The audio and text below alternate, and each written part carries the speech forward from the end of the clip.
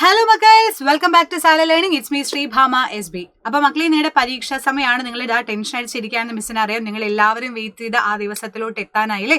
അപ്പൊ നമുക്ക് അടിപൊളിയായിട്ട് പഠിക്കണം, സെറ്റായിട്ട് പഠിക്കണം. എക്സാമിന് ഫുൾ മാർക്കും സ്കോർ ചെയ്ത് USS എന്ന് പറയുന്ന നിങ്ങളുടെ ഡ്രീം നേടിയെടുക്കുക എന്നുള്ളത് നിങ്ങളെ പോലെ തന്നെ എന്റെ ആഗ്രഹമാണ്. സോ അതിന് പ്രധാനപ്പെട്ട കുറച്ച് ക്വസ്റ്റ്യൻസിൽ നോക്കിയാലോ. ഒന്നാമത്തെ ക്വസ്റ്റ്യൻ ഇതാണ്. ചേരും പഠിച്ചെടുക്കാൻ വേണ്ടി ചോദിച്ചിട്ടുണ്ട്. കേരള കാർഷിക സർവകലാശാല ഏത്? കേന്ദ്ര തോട്ട ഗവേഷണ കേന്ദ്രം ഏത്? ആൻഡ് കേന്ദ്ര കിഴങ്ങ് ഗവേഷണ കേന്ദ്രം, റബ്ബർ റിസർച്ച് ഇൻസ്റ്റിറ്റ്യൂട്ട്. ഇതിന്റെ ഓപ്ഷൻസ് തന്നിട്ടുണ്ട് അല്ലേ? ഇത് നോക്കുന്ന സമയത്ത് ഏതാ നമുക്ക് ക്ലിയർ ആയിട്ട് പറയാൻ പറ്റുക?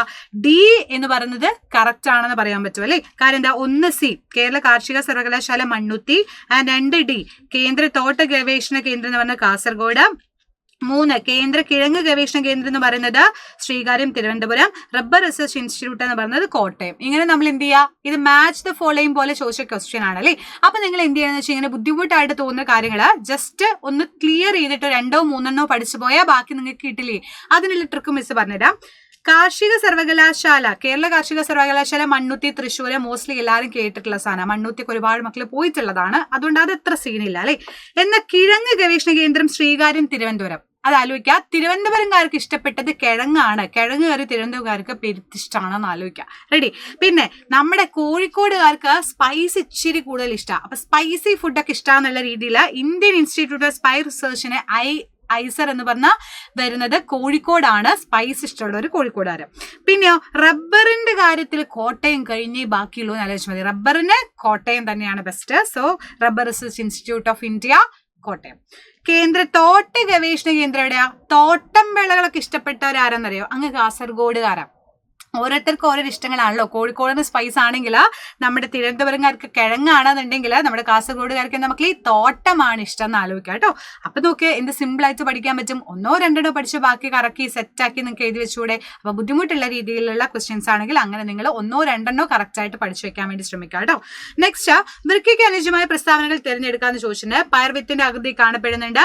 And filter waste product from blood എന്ന് പറയുന്നു. Maintaining proper concentration of water എന്ന് പറയുന്നു. ഓൾ ഓഫ് ദ എബോവ് എന്ന് പറയുന്നു. ഏതാണ് മക്കളെ ആൻസർ വരിക?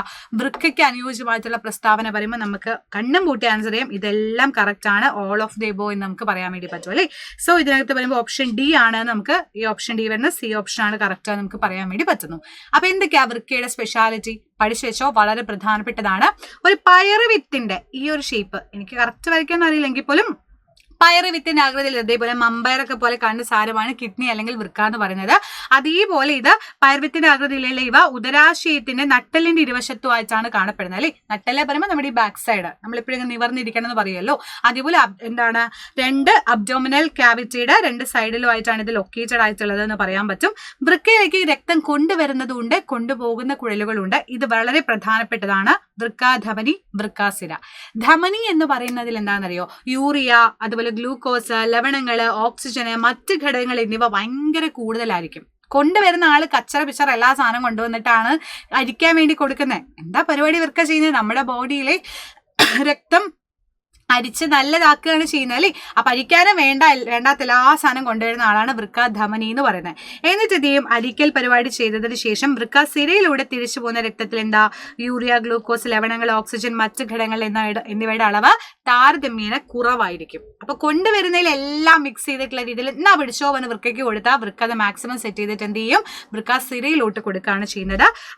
അങ്ങനെ നമ്മള് ക്ലീൻ ചെയ്തതിന് ശേഷം എന്താണ്? അരിച്ച് ഫിൽട്ടർ ചെയ്തതിന് ശേഷം ലാസ്റ്റ് മൂത്രവാഹിയിലൂടെ നമ്മുടെ മൂത്രം കൊടുത്ത് മൂത്രാശയത്തിൽ അത് സ്റ്റോർ ചെയ്ത് അത് ഫില്ല് ആകുമ്പോഴാണ് നമുക്ക് യൂറിൻ പാസ് ചെയ്യാൻ വേണ്ടിയിട്ട് തോന്നുക. അതുകൊണ്ടാണ് നന്നായിട്ട് വെള്ളം കുടിക്കണം എന്ന് പറയാനുള്ള റീസൺ കേട്ടോ.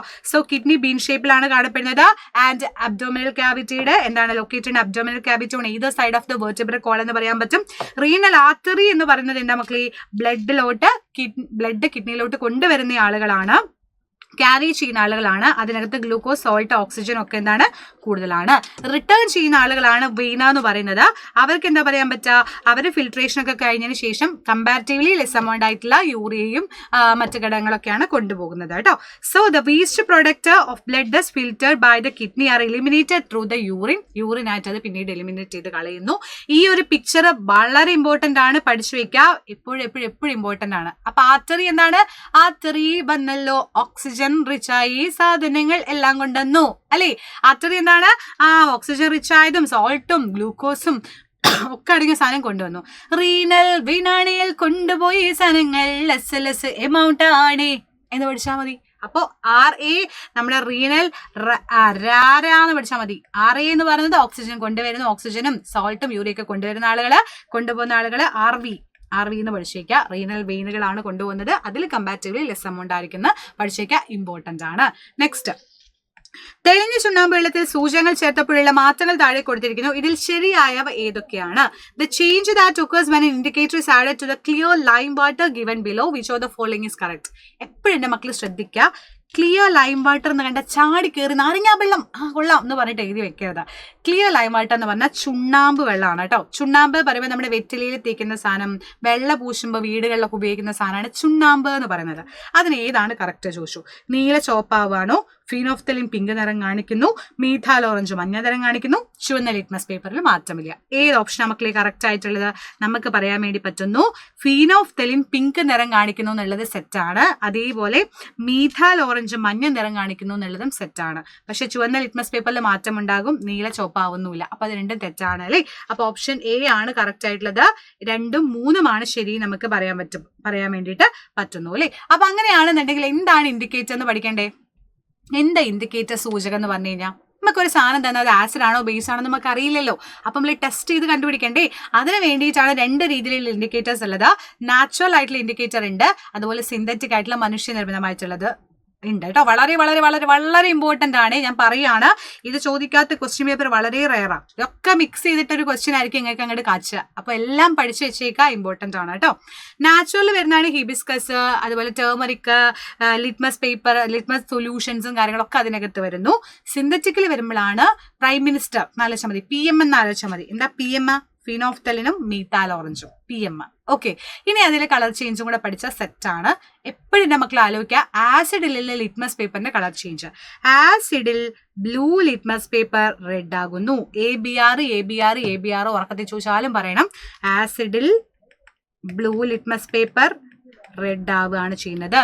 ABR. Red litmus paper blue ആകുന്നത് ബേസിലാണ്. റെഡ് ബ്ലൂ ആകുന്നു ബേസില്. RBB നമുക്ക് പറയാൻ വേണ്ടി പറ്റുന്നു. അപ്പൊ ABRും RBB മറക്കാതെ പഠിച്ചു വെച്ചേക്കുക. എപ്പോഴും ആലോചിക്കുക, നമ്മുടെ ആസിഡ് അടങ്ങിയിട്ടുള്ള സാധനങ്ങളിലാണെങ്കിൽ ബ്ലൂ റെഡ് ആവാണ്, നീല ചോപ്പാവാണ്. നേരെ തിരിച്ച് ചോപ്പ് നീലയാവുന്ന രീതിയിൽ നമുക്ക് ബേസിലാണ് നമുക്ക് പറയാൻ വേണ്ടിയിട്ട് പറ്റുന്നു. ആൻഡ് അതേപോലെ തന്നെ ഈ ഒരു ടേബിള് നമ്മൾ പറഞ്ഞ കാര്യം തന്നെയാണ്, ഇത് ഇമ്പോർട്ടന്റ് ആണ്. എപ്പോഴും ചോദിക്കും, ഇങ്ങനെ മാറി മാറി മാറി ചോദിക്കും. ഫിനോഫ്തലിനും മീത്താൽ ഓറഞ്ചും ഒക്കെ മാറി മാറി ഇതേപോലെ ചോദിക്കും, പഠിച്ചു വെക്കാം കേട്ടോ. സോ നീല ലിറ്റ്മസിനെ ചുവപ്പാക്കുന്നതാണ് ആസിഡുകൾ, ചുവപ്പിനെ നീലയാക്കുന്നതാണ് ബേസുകൾ. നമുക്ക് എന്ത് ചെയ്യാൻ പറ്റും? പറയാൻ വേണ്ടിയിട്ട് പറ്റും. ഇനി നമുക്ക് പഠിക്കേണ്ടത് മീഥാൽ ഓറഞ്ചിൽ എന്ത് മാറ്റാ വരുന്നെന്ന്. മീഥാൽ ഓറഞ്ചിൽ എന്താണ് വരിക? മീഥാൽ ഓറഞ്ച് ആസിഡിൽ റെഡ് കളറും ബേസിൽ യെല്ലോ കളറുമാണ് കാണിക്കുക. ഇത് ബുദ്ധിമുട്ടാണെന്ന് എനിക്കറിയാം, അതിന് എന്തെങ്കിലും ട്രിക്ക് ഉണ്ട്.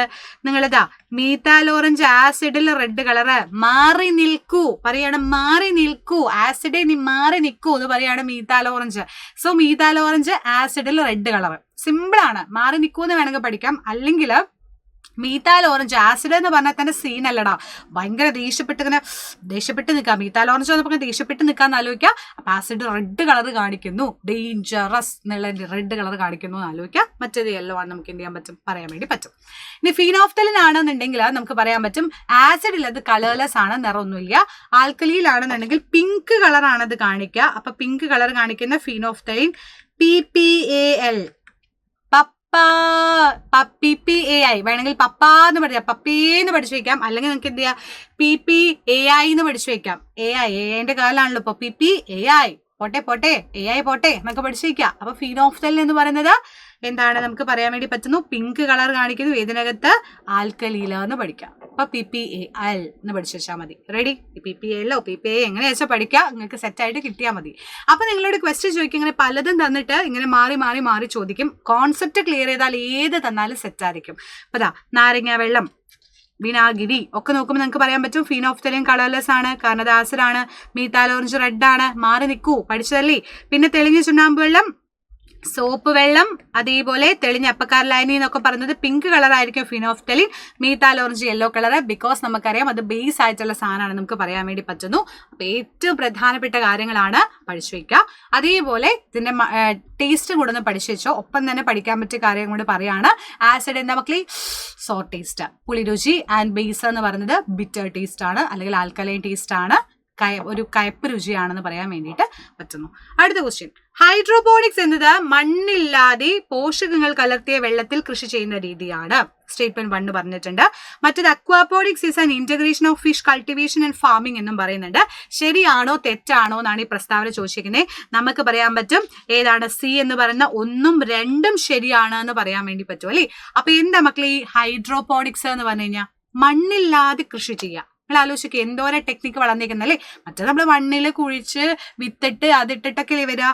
ഹൈഡ്രോപോണിക്സ് എന്ന് പറയുന്നത് സോയിൽലെസ് ആണ്. അതേപോലെ water based method cultivating plants by delivering essential nutrition directly to roots through the water solution എന്ന് പറയാൻ പറ്റും. അപ്പൊ നമ്മൾ പറഞ്ഞത് വെച്ചിട്ട് അത് കറക്റ്റ് ആണെന്ന് പറയാൻ പറ്റും.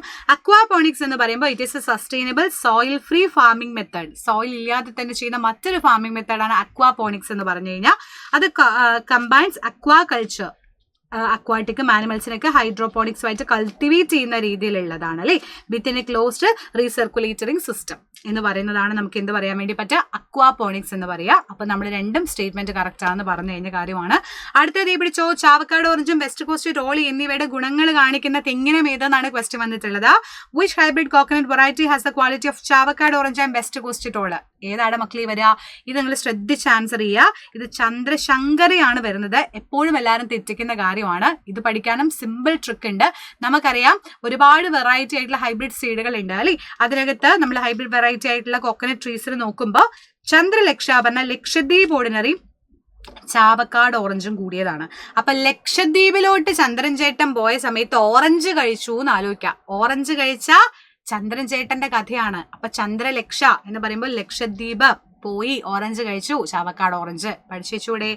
ചന്ദ്രശങ്കര നമ്മുടെ ചാവക്കാട് ഓറഞ്ചും വെസ്റ്റ് കോസ്റ്റ് ടോളാ. അപ്പൊ നമ്മുടെ ശങ്കരൻ ചേട്ടൻ വെസ്റ്റ് സൈഡിൽ പോയിട്ട് ഓറഞ്ച് കഴിച്ചു എന്ന് ആലോചിക്കാം. അപ്പൊ ചാവക്കാട് ഓറഞ്ച് എന്താ വെസ്റ്റ് കോസ്റ്റ് ടോളിൽ ചന്ദ്രശങ്കരയാണ്. ശങ്കരൻ ചേട്ടനാണ് എന്ത് നമ്മുടെ ഓറഞ്ച് കഴിക്കാൻ വേണ്ടിയിട്ട് വെസ്റ്റ് സൈഡിലോട്ട് പോയത് എന്ന് ആലോചിക്കാം. റെഡി.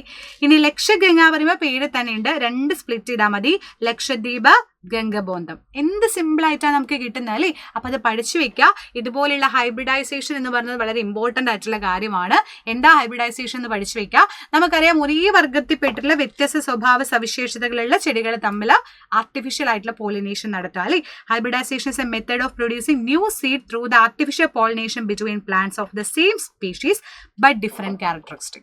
Same but different എന്ന് പറഞ്ഞ പോലെ സെയിം ആണ് ബട്ട് ഡിഫറെന്റ് ആണ്. ഇപ്പൊ തെങ്ങിന്റെ കേസ് പറയുമ്പോൾ ചിലത് ഭയങ്കര കൊലയുള്ളത് ഉണ്ടായിരിക്കും, ചിലത് നീളം കൂടിയത്, നീളം കുറഞ്ഞത്, അങ്ങനെ പല പല രീതിയിലുള്ള കാറ്റഗറി ഉണ്ടല്ലോ. അപ്പൊ നമുക്ക് ഇഷ്ടമുള്ള രീതിയിലോട്ട് അതിനെന്ത് ചെയ്യാം, നല്ല രീതിയിൽ ഈൽഡും കാര്യങ്ങളൊക്കെ കിട്ടുന്ന രീതിയിൽ സെറ്റ് ചെയ്യാൻ വേണ്ടിയിട്ട് നമുക്ക് ഹൈബ്രിഡൈസേഷൻ നടത്താം. ഒരേ വർഗം തന്നെയായിരിക്കും, തെങ്ങ് തന്നെയായിരിക്കും, പക്ഷെ അതിൽ ഡിഫറെന്റ് ആയിട്ടുള്ള രീതിയിലുള്ള പുതിയ വിത്ത് ഉൽപ്പാദിപ്പിക്കുന്ന രീതിയാണ്. വ്യത്യസ്ത സ്വഭാവ സവിശേഷതകൾ ചേർന്ന് നമ്മൾ കൂട്ടിച്ചേർക്കുകയാണ് ചെയ്യുന്നത് എന്ന് മാത്രം മനസ്സിലാക്കി വെച്ചാൽ മതി കേട്ടോ.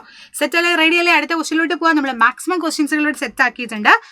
Only 3% of Earth total water is fresh water. അതിൽ 69% എന്ന് പറയുന്നത് found as ice cap and glaciers ആണെന്ന് പറയുന്നു. സ്റ്റേറ്റ്മെന്റ് ശരിയാണോ തെറ്റാണോ ചോദിച്ചാൽ നമുക്ക് ഓഫ് കോഴ്സ് പറയാൻ പറ്റിയത് ശരിയാണ് എന്ന് പറയാൻ പറ്റും അല്ലേ.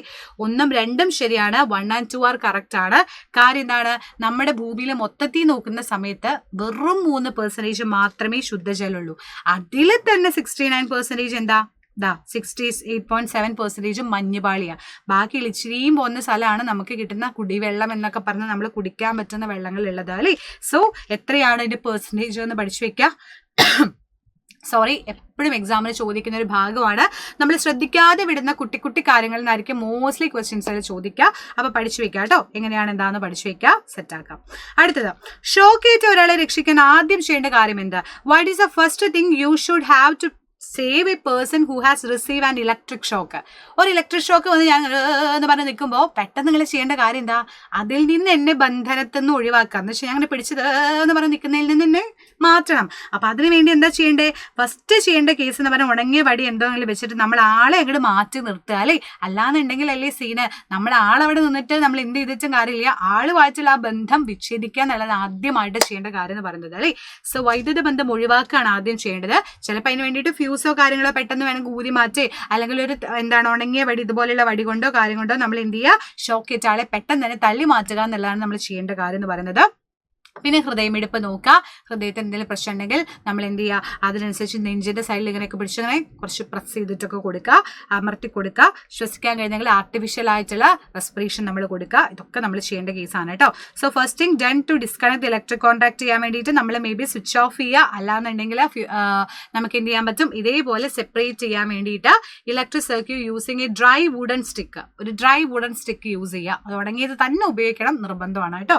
പിന്നെ നമ്മൾ എന്ത് ചെയ്യുക, ഹേർട്ട് ഫെയിലിയർ ഉണ്ടെങ്കിൽ ചെസ്റ്റ് കംപ്രഷൻ കൊടുക്കുക, ആർട്ടിഫിഷ്യൽ ആയിട്ടുള്ള റെസ്പിറേഷൻ കൊടുക്കുക. പിന്നെ കറക്റ്റ് ആയിട്ട് എന്ത് ചെയ്യുക, ഹോസ്പിറ്റലിൽ കൊണ്ടുപോകുക എന്നുള്ളതാണ് ചെയ്യേണ്ട കാര്യം. സെറ്റ് അല്ലടാ, റെഡി അല്ലേ? അടുത്ത നോക്കുക, ഫംഗ്ഷൻ ഓഫ് പ്ലേറ്റ്ലെറ്റ്സ് എന്ന് പറഞ്ഞാൽ എന്തൊക്കെയാണ് പ്ലേറ്റ്ലെറ്റ്സുകളുടെ ധർമ്മം എന്ന് ചോദിച്ചിട്ടുണ്ട്. ക്യാരീസ് ഗ്ലൂക്കോസ് ടു സെൽ ആണോ, ഡിസ്ട്രോയ് പാത്തോജൻസ് ആണോ, ട്രാൻസ്പോർട്ട് CO2 ആൻഡ് O2 ആണോ, ബ്ലഡ് ക്ലോട്ടിംഗ് ആണോ ചോദിച്ചാൽ നമുക്ക് കണ്ണും പൂട്ടി ആൻസർ ചെയ്യാൻ പറ്റും. പ്ലേറ്റ്ലെറ്റ്സ് എന്ന് പറയുന്നത് രക്തം കട്ട പിടിക്കാൻ സഹായിക്കുന്ന ആളുകളാണ്. എപ്പോഴും ഇമ്പോർട്ടൻ്റ് ആയിട്ട് ചോദിക്കുന്ന പോർഷനാണ് ഇത്. പഠിക്കാതെ എൻ്റെ മക്കൾ എക്സാമിന് പോകരുത്, വെരി ഇമ്പോർട്ടൻറ്റ്. നോക്കിക്കോ, പ്ലാസ്മ എന്ന് പറയുന്നത് നമുക്ക് ബ്ലഡിനകത്ത് നമ്മൾ ബ്ലഡ് ടെസ്റ്റ് ചെയ്യുന്ന സമയത്ത് റിസൾട്ട് വരുമ്പോൾ പലതിലും കൗണ്ട് എഴുതിയിട്ടുണ്ടാവും അല്ലേ, RBC, WBC, പ്ലേറ്റ്ലെറ്റ്സ് എന്നൊക്കെ പറഞ്ഞിട്ട്. അപ്പം അതിൽ ശ്രദ്ധിച്ച് നിങ്ങൾ നോക്കിയാൽ നിങ്ങൾക്ക് അറിയാൻ പറ്റും ഓരോന്നിൻ്റെയും കൗണ്ടുകളിൽ വ്യത്യാസങ്ങൾ ഉണ്ടെങ്കിലാണ് സീനാണെന്ന് നമ്മൾ പറയുക അല്ലെ. പലതും പല വ്യത്യാസങ്ങൾ വന്നു കഴിഞ്ഞാൽ കുറയും കൂടും ചെയ്ത സീനാണ്. അപ്പൊ പ്ലാസ്മ എന്ന് പറഞ്ഞു കഴിഞ്ഞാൽ ദ്രാവക ഭാഗമാണ്, ഗ്ലൂക്കോസിനെ എല്ലായിടത്തോട്ട് എത്തിക്കുന്ന ആളുകളാണ്.